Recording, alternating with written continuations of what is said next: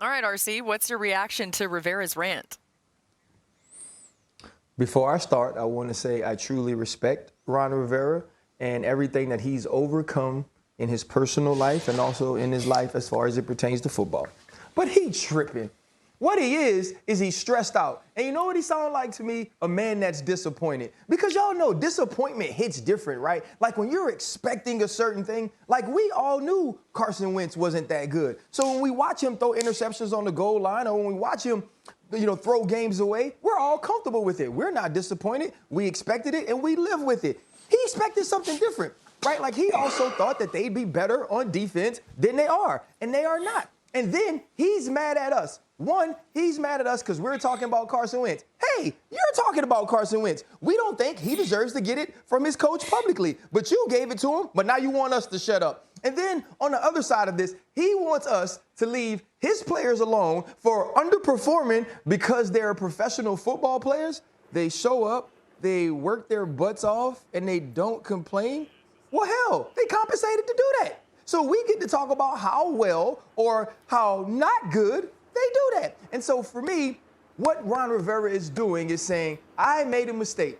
Y'all all think I don't back my quarterback or I don't back my players. So let me double down and back my players after we win, and nobody's really talking bad about them, even though they played like crap against the Chicago Bears. And there's my answer. Yeah, that was it. But I do respect Ron Rivera. This has been a therapy session brought to you by RC. Too. So good. Mina, I picked the Bears. I was kind of excited for him. I felt like it was a good opportunity at home maybe to get a win. But Justin Fields continues to struggle. Why is that? Man, you know that line from The Godfather? Just when I thought that was out, oh God, I can't do it. It's so bad. Just when I thought I was out, they pulled me back in. They pulled me back in. I would like to apologize to the Italian-American community for that, but that's how I feel watching Justin Fields. Okay. That's how I feel watching him because it was perfectly on display in this game, by the way. You'll see, an inaccurate throw. He'll hold on to the football too long. He'll take an unnecessary sack. And there's no one person to blame. I mean, you can criticize some of the play calling, saying, why is he still, you should put him on the move more often. He's so good at throwing on the move. You can talk about the offensive line, but the reality is a lot of it does fall on Fields itself because he is not playing to what he's capable of. Yeah, MK, I'm 100% with you, but I look at this situation and it's just like going off on yesterday, talking about going into this Washington game against the Chicago Bears and calling out Scott Turner and what he needed to do. And coincidentally, they decided to hand the football off a little bit more last night. I'm looking at this game and I'm thinking to myself, at what point does Luke Getsy remind himself that he has a super athletic quarterback?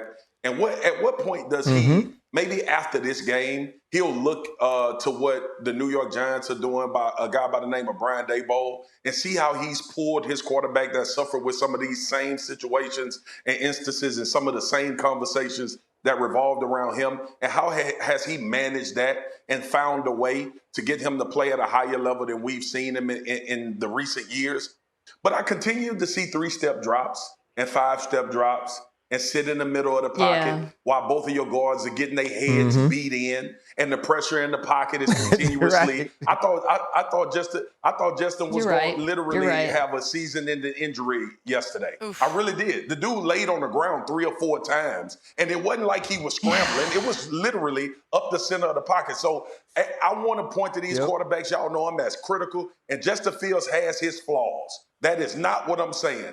But I saw no help in regards to him being able to play better from an offensive coach or an offensive staff last night.